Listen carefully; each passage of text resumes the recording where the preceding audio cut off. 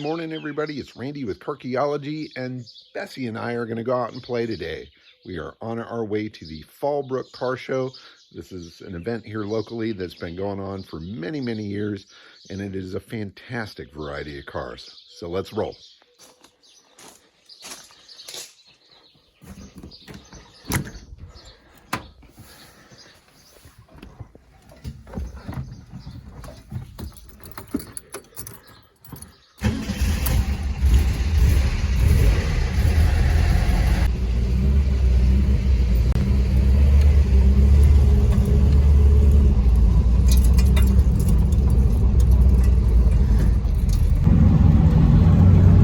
Definitely looking a bit cloudy. Now I'm at a higher elevation here than where we're going. Definitely aiming a little bit closer to the coast, so I'm very curious to see if we're going to hit some rain somewhere along the way. They are calling for a nice mellow day though, so hopefully it'll be good. But beautiful morning here in Southern California. A little cloud cover, which we don't get very often.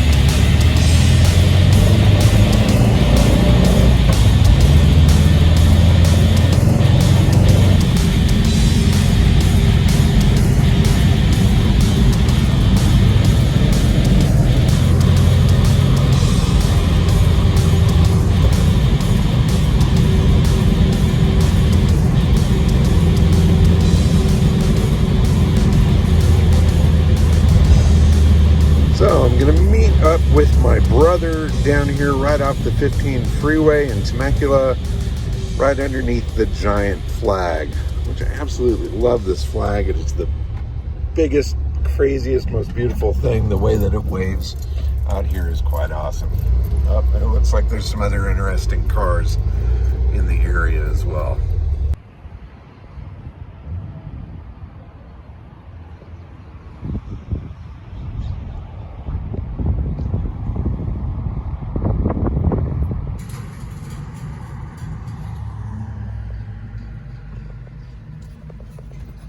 Didn't even see me. Park under the flag, I said. Oh well. Come on, Bessie. You can do it.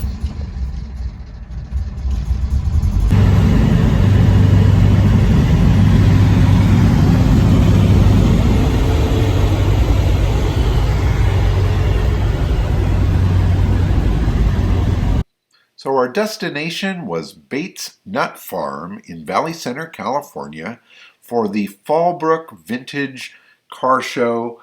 This is, I believe it was like the 52nd one. They've been doing this for a very, very long time, and it brings in cars from all over the area. One of the best things about this particular show is the variety of vehicles that come out for it.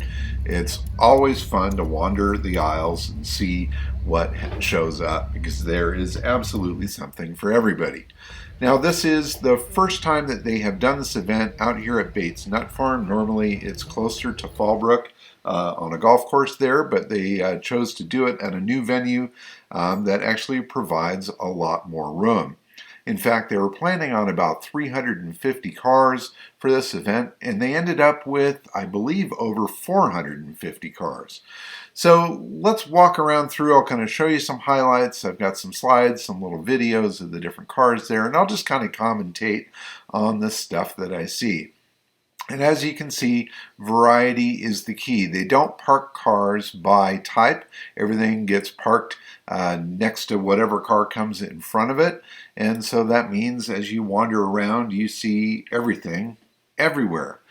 The only difference with that, or the only change with that, is they do have two sections that are for the featured mark of the show, and also an area for the brass era antique cars, and they tend to keep those things separate. Let's see, there are American cars, foreign cars, everything. That Beetle was spectacular. Some great muscle cars, American classics, lots of shiny chrome and custom stuff, as well as some really nicely restored original goodies. This Datsun Z was really, really super pretty. Look at those jewelry-like carburetors on that. Some of the big American classics are there as well. This Packard actually won the Packard class at the event. A beautifully restored 1930. Absolutely loved that car. Parked right next to a 55 Ford and a Chevy truck. Now the featured mark for this particular event was Corvair. And yes, that cord there belongs with the Corvairs because it's Corvair powered. So all the Corvair clubs of the area came down. There was a really nice array of different cars there. This one was probably the most unique with its ground down paint job there. No, I'm not going to paint it. This was another very interesting one with a Nissan turbocharged engine in the back of it. It was quite the beast. I imagine it went far faster than you would ever want to go in a Corvair, but it was really fun to see the innovation put into that. Obviously, the guy spent a lot more time doing the engine than anything cosmetic. Beautifully restored Corvair convertible here. Then walking the lines, some more American muscle, a little boo-boo here. There were some rat rods that all rolled in together to park together, which was awesome. They created a nice little wall of rust and nastiness. That Diamond T truck there was probably my favorite. It was a tanker truck that was converted to a camper, and I'll show some video of that a little bit later on in the video. Always some nice innovation and fun in the rat rod group. Traditional hot rods as well, trucks, cars, everything. There were even some motorcycles at the event. Not a large quantity of those, but there were several. Let's see here. That BMW was a really beautiful car. Just love those big greenhouse style roofs. Just beautifully restored Beamer right there. Big one. Awful pretty. And right next to it, a 58 or 59 T-Bird. So, again, variety like crazy. How about a Mercedes ambulance parked next to a bunch of classic Packards? You've got a Buick. You've got a crazy Dodge truck with army paint job. And everybody brought their dogs as well. This was a really clean looking hot rod that rolled in. Absolutely loved the look of that. Dialed in and detailed very well. Excellent stance. And that bright green paint color definitely grabbed you as it rolled in. Let's see, this Buick wagon blew my mind. I've seen this at this event before, but there is nothing quite like that era of Buick. Tail fins from front to back. The Packard array was great. The local San Diego Packard Club, of which I've hung out with a fair bit. It was kind of neat to see all of their cars. This early 911 was spectacular. The color combination was just so beautiful. That butterscotch interior with that cool outside color. I forget what the official name is. But the restoration was absolutely spectacular. It was in 1966, I believe, so it was a fairly early one. Some more rat rod innovation there. I have no idea what was going on there, but I bet there's gasoline under it. Anyway, always a sense of humor and some fun stuff with the rat rods. Another 50s era Googie classic here. Check out this ride. Look at that interior, that amazing dashboard. I absolutely love these cars. I've had a few big American cars of this era with the tail fins and stuff. And if you've never experienced one of those, I suggest you do. This is my brother's Lotus 7. This is a car that we discovered in a garage along with another Lotus. It had been sitting for many, many years. I knew it was his favorite car ever, and so I turned him on to that as a project. And he really embraced it and did an amazing job of reviving and restoring that car. I brought out Bessie the Bus and a new little sign to tell the story of this historic bit of American culture. And it was fun to see people relate to that. I've never been a crazy deadhead, but there's a lot of them out there, and they all stop by to say hey. Some fantastic Chevys, cool little Falcon there. Love the Nomad. Another big Buick there with the massive tail fins, some 30s era cars. Cool Mustang right here. And everything. I mean, it's an everything car show. It's not highfalutin and crazy, even though some amazing cars come out. This Auburn was a really spectacular car, but it's out there parked next to a Lincoln Continental that's painted flat black. So it really is a people's car show. It is a judged event, and awards are given in many different classes. So throughout the day, the judges are rolling around. They've got some specific rules that you need to adhere to as far as having your engine compartment open and a fire extinguisher under the front tire, things like that. There was some great Mopar muscle there as well. That Charger there was absolutely beautiful. Check out the engine compartment here of this Roadrunner. Beautiful stuff all over the place, and again, lots of color and lots of fun. Big engine, little car, can't go wrong. Little car, little engine, also a ton of fun. Let's see, what else do we have in the view here? That was another crazy, very unique looking ride. This Coronet 440 with its purple headlights and modern Hemi engine was pretty slick.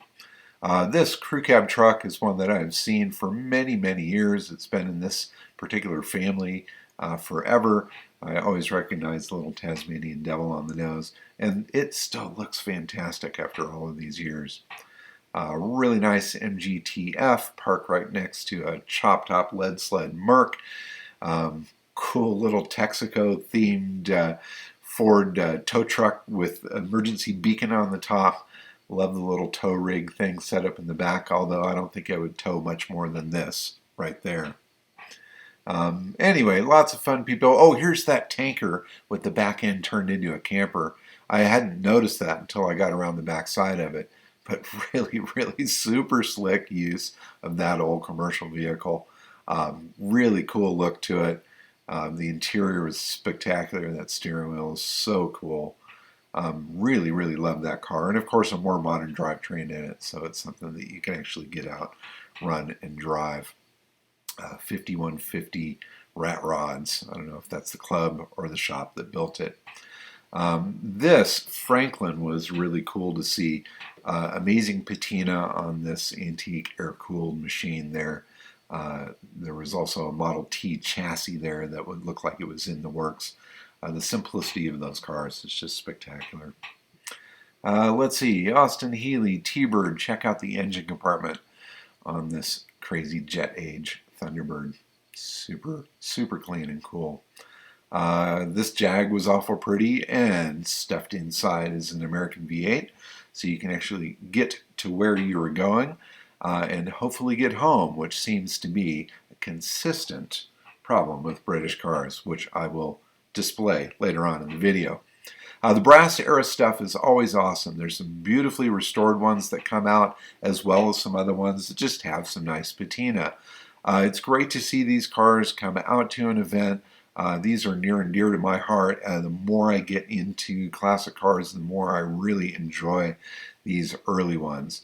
This 1911 Model T with the mother-in-law seat back there is quite hilarious. I love that. Here is another really early car. This is a Sears. Check out the chain drive on that, and the tiller steering, no steering wheel. You just kind of move that lever to steer it right or left. 2 pedals, 4 wheels, and a very simple spring suspension in a car by Sears. Horseless carriage indeed. Let's see, what else do we have here? I saw this little thing, the century-old badge. I need to get one of those. A couple pictures of my brother with the Lotus. And then as the day started winding down, we were right on the exits road. So we kind of sat back for a while and started watching the cars roll by. It's always fun to see these cars in motion. It's also fun to see them sitting still, but when a Cobra rumbles by, it's a lot more exciting to hear those pipes than it is just to stare at them. In any case, when we decided it was time to go, we waited for a few more of these big cars to roll on by, and then we saddled up to make the trip on back up to Temecula area. But as you will see in a moment, our departure was delayed by just a little bit. So I got in the bus, fired it up, went to start it, and unfortunately my brother's Lotus would not start. Lucas, the Prince of Darkness, has struck once again, and we ended up spending far too much time trying to figure out what the deal was with this. With very minimal tools and no real test equipment, we were just trying to figure out what it was. We did decipher that it was the fuel pump that was not working. So we were looking into wiring issues with that, to see if we could figure out what's up. We spent an amazing amount of time trying to make it go, and then finally gave up and called AAA. Unfortunately, though, AAA seemed to be, well, let's just say they weren't prompt in their response. So I ended up hooking a little tow strap to the back of Bessie and towing the 7 up closer to the gate for the event. Because everything was starting to close down, it was starting to get dark there. We wanted to make sure that a tow truck driver could make it in if they were actually going to come. But the longer we sat, the more we were thinking that they might not actually come. So as time went on and I got more and more upset and just frustrated with the whole thing, I got online, I posted up a note to ask for help on social media, and it seemed like within a few minutes my buddy Russ answered the call, showed up with his trailer. It took him about 45 minutes to get out to where we were, and the moment that we got the car on the trailer, of course AAA called to say that they were on the way to get the car, and I told him thanks, but no thanks. We had seriously waited over 4 hours for AAA to come, and thank God Russ was able to come and save us. And obviously, as we left, night was falling. We had a fantastic day, though. It really was a good time spending time with my brother and going out to see this amazing car show. If you're ever in the area this time of year, look for the Fallbrook Car Show. It is well worth checking out. And if you drive a British car, make sure you have a test light so you can see where your electrical problem is, because I think in the end that was probably what was keeping us from driving the Lotus home. In any case, I hope you enjoyed the little video. Thank you so much for watching. Keep on digging them up and driving them, and bye-bye.